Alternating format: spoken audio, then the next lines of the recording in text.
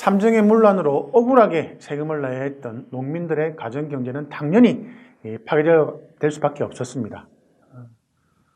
그래서 먹고 사는 문제가 아주 이제 절박한 그런 상황이 되었고, 그럼 이제 어떻게 이 문제를 해결해야 되는지, 정말 안동 김씨의 이 세도 정치 이후에도 계속해서 이 왕이 허수아비였기 때문에 제대로 이제 정책을 만들 수가 없었고, 또 제대로 된 정책이 나올 수가 없었습니다. 그래서 조선 백성들 스스로가 무언가를 해야 되는 이제 그러한 위기감을 가지게 되었고, 그래서 그 문제를 해결하기 위해서 이제 스스로 무언가를 할 수밖에 없게 됩니다. 그래서 특히 이제 함경도 농민들이 아주 많은 타격을 받게 됩니다. 그래서 함경도 농민들은 가정경제에 도움을 주고자 두만강을 건너 러시아 연해주로 일을 하러 떠났습니다. 그러니까 지금도 마찬가지입니다. 지금도 무언가 더 좋은 일할 곳이 있으면은 그러한 정보를 듣게 되고 또 알아보게 되고 또 그 일을 또 하게 되는 것입니다. 마찬가지로 함경도에 있는 분들은 바로 두만강 건너면 러시아라는 걸 알고 있습니다. 그리고 이미 뭐 알게 모르게 그 강을, 물론 그때는 그 강을 건너면은 불법입니다. 그렇기 때문에 처벌을 받게 되는데, 그래도 우연한 기회에 러시아인들을 만날 수도 있었을 것이고, 또 그 러시아에 가면 어떠한 것이 있을 것이다 라는 이야기를 듣게 되는 것입니다. 그리고 이제 하나 더 말씀드리면은 이 당시에 19세기 말 당시에 러시아 정부는 이 연해주 개발에 아주 많은 투자를 하게 됩니다. 여러분들 알고 있는 지금의 극동을 갖다가 19세기 말부터 본격적으로 이 개발을 시작하기 때문에 당연히 그 지역에 일손이 부족하게 됩니다. 그래서 죽으라는 법은 없습니다. 그래서 조선의 안동 김씨 세도 정치로 아주 고통을 받던 조선 백성들이 연해주 개발과 관련해서 이제 거기에서 새로운 일자리를 갖다가 찾을 수 있게 되는 것입니다. 이것이 바로 지금 고려인의 첫 번째 이제 이주의 원인이라고 말씀드릴 수가 있습니다.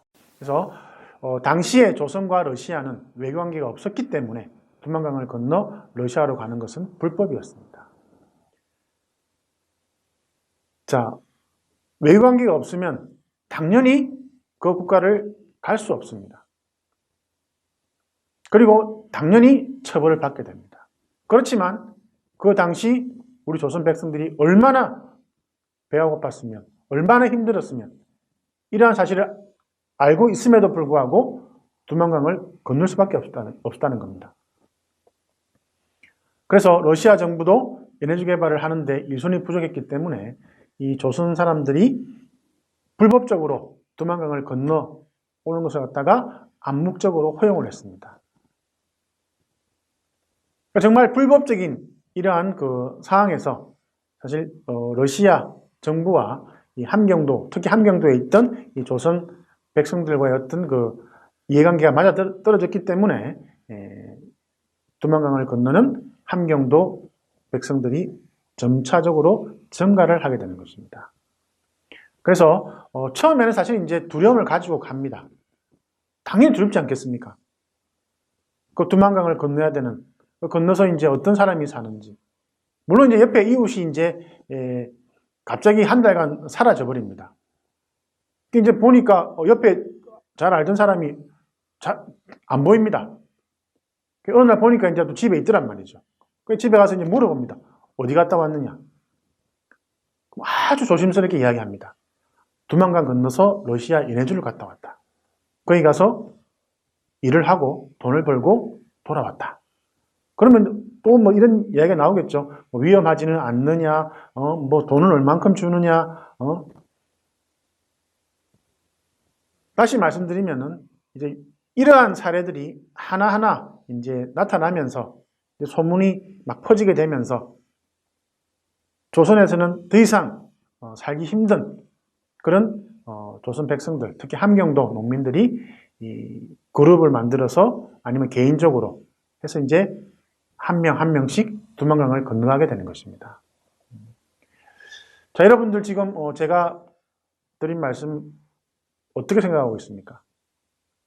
국가가 국가답게 백성들을 위해서 무언가를 하지 못하면 결국 백성들은 정말 힘든 그러한 과정을 겪어야 되고 그 다음에 먹고 살기 위해서 결국은 더 좋은 곳으로 이주를 해야 되는 그런 모험을 단행해야 됩니다.